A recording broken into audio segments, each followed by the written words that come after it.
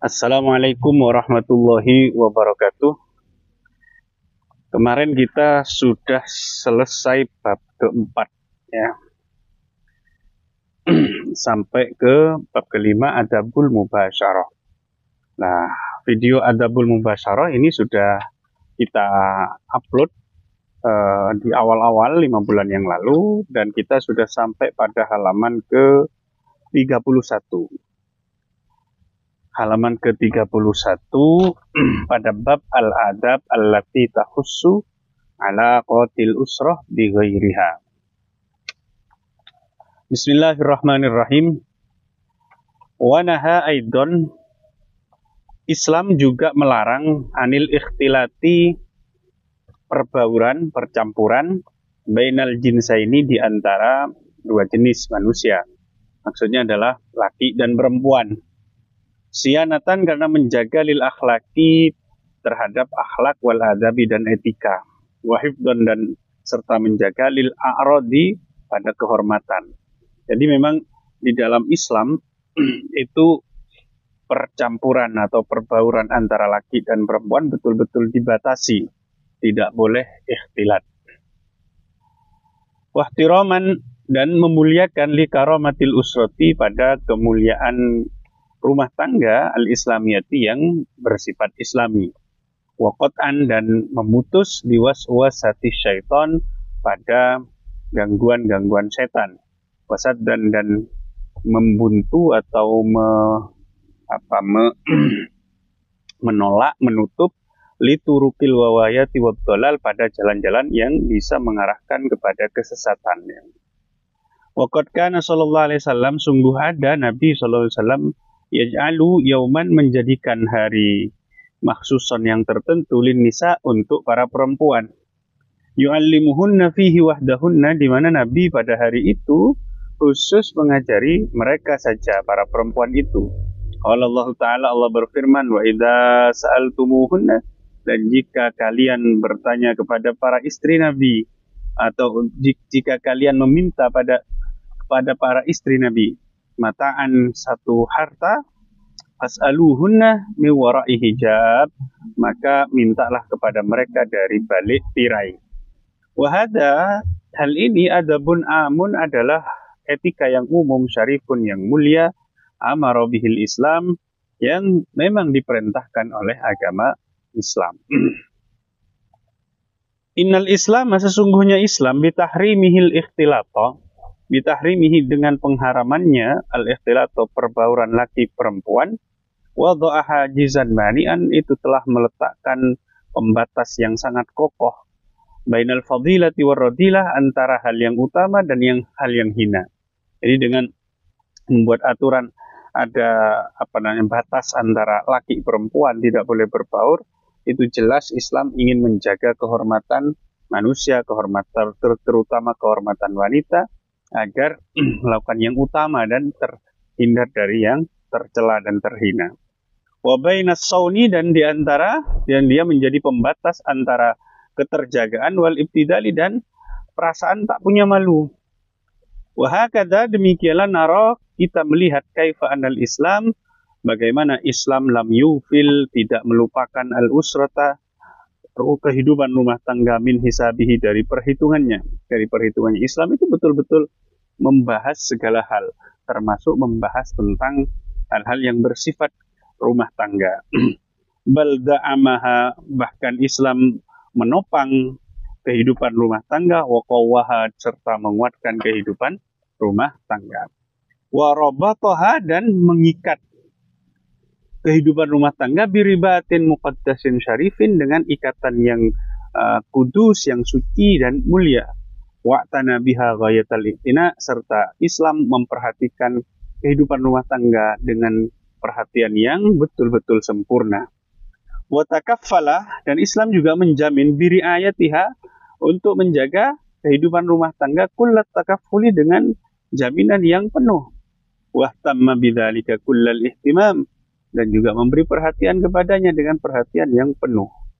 Fal abu, adapun bapak, wal ummu, dan ibu, itu al jannatu, menjadi surga, fi birrihima, dengan cara berbakti kepada keduanya, wa ta'atihima, dan taat kepada keduanya. Bapak ibu itu menjadi sarana bagi seluruh manusia untuk mendapatkan surganya. Dengan cara apa?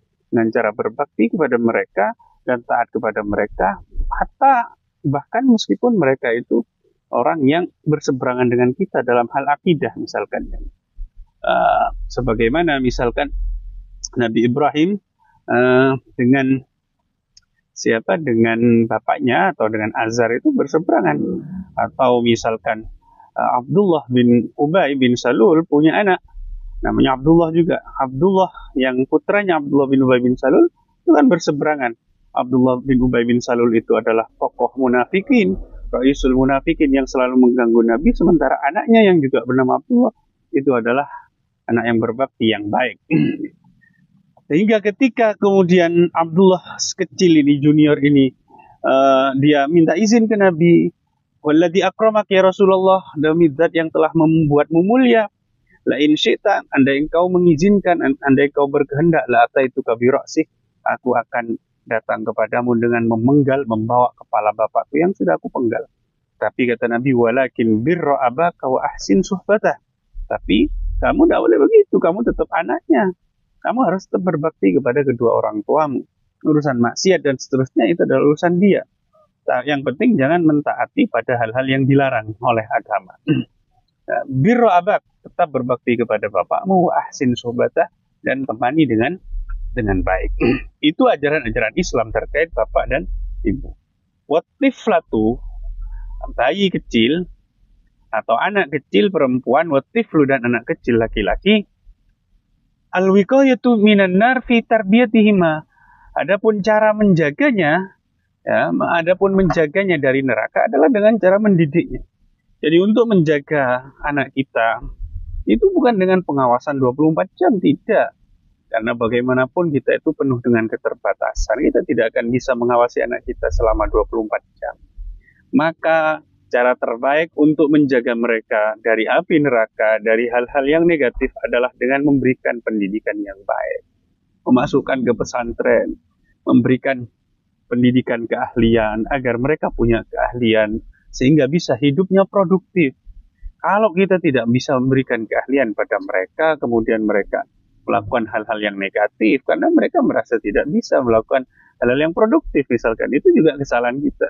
Sehingga di samping dibekali dengan kehidupan, dengan pendidikan keagamaan yang matang, yang mantap, terutama hal-hal yang daruri, hal-hal yang sifatnya itu adalah wajib semua, itu harus selesai semua diajarkan. Di samping itu juga diajarkan tentang bagaimana pendidikan keahlian, pendidikan skill, sehingga mereka itu punya skill yang spesifik untuk bekal hidup, untuk menjadi orang atau generasi yang produktif.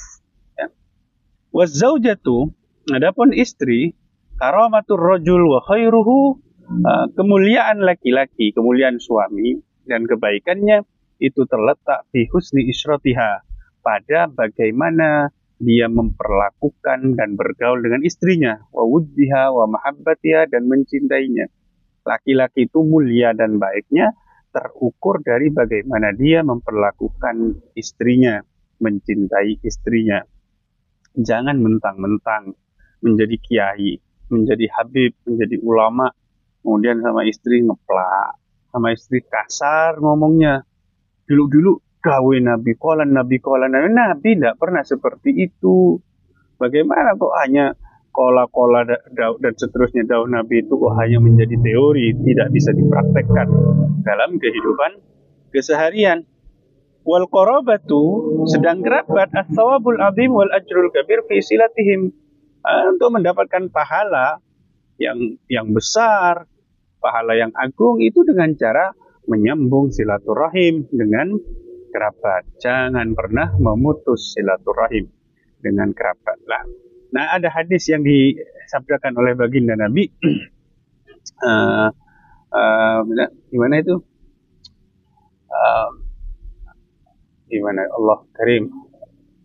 Innamal wasil alladhi idza qata'at rahimu wa salaha.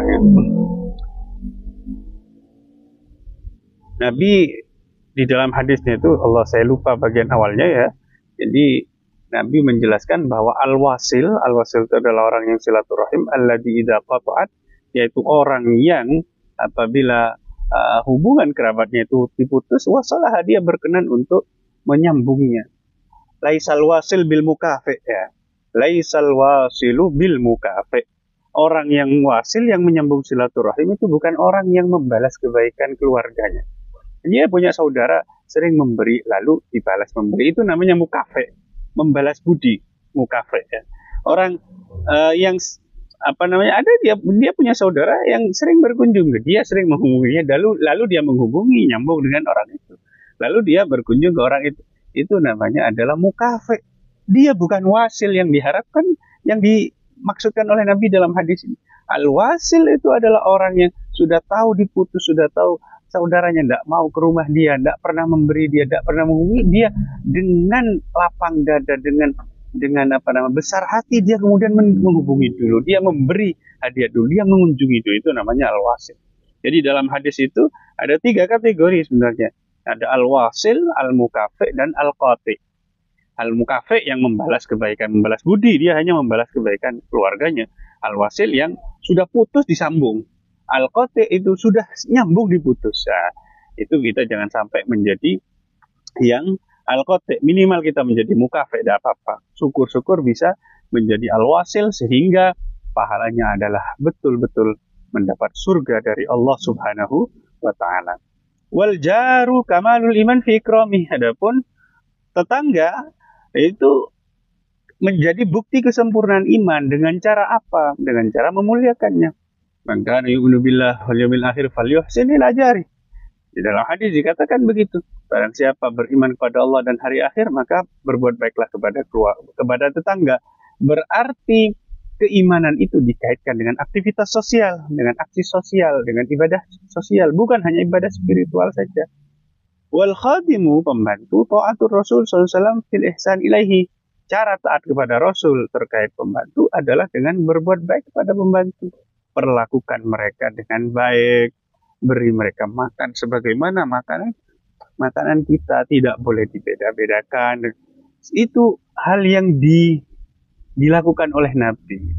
Nabi itu datang dengan membawa tradisi yang berbeda dengan tradisi saat itu, di mana para majikan itu memberi makanan yang berbeda, bahkan menganggap budak dan pembantunya itu betul-betul stratanya di bawah sekali, diperlakukan tidak manusiawi dan seterusnya. Dan itu yang betul-betul diubah oleh Nabi. Bagaimana Nabi misalkan makan bersama para budak-budak itu, satu lengser makan, satu nampan makan, Nabi duduk bareng. Itu yang harus dilakukan oleh kita sebagai umat Nabi Muhammad sallallahu alaihi wasallam. Wadhaifu kamalul imani fi ikramih. Begitu juga bukti kesempurnaan iman adalah dengan memuliakan tamu. Man kana yu'minu billahi wal yawmil akhir falyukrim dhaifahu. Barang siapa mengaku beriman kepada Allah dan hari akhir, maka hendaklah dia memuliakan tamunya. Wa bihadza, dengan penjelasan ini, dengan hal ini, ba'asal Islam fil usrah, maka Islam membangkitkan dalam rumah tangga al-hubbah, cinta, wa ta'awuna, saling tolong menolong, wal mawaddata, dan kasih sayang, wal ikhlasa, dan keikhlasan, litanzimil mujtama, untuk mengatur masyarakat, wasumuwi bihi, dan maju dengan masyarakat itu, ilal khairi, pada kebaikan, wal adalati, dan hidup yang adil, wat tuhri, suci, wasyarafi, mulia, wal ikha, dan kerukunan dan kedamaian. Wallahu a'lam bissawab. Kita sampai pada bab berikutnya, yaitu birrul walidain wa tahdzir minal uquq, tentang berbakti kepada kedua orang tua, di halaman 33. Kita akan teruskan pada video berikutnya insyaallah. Assalamualaikum warahmatullahi wabarakatuh.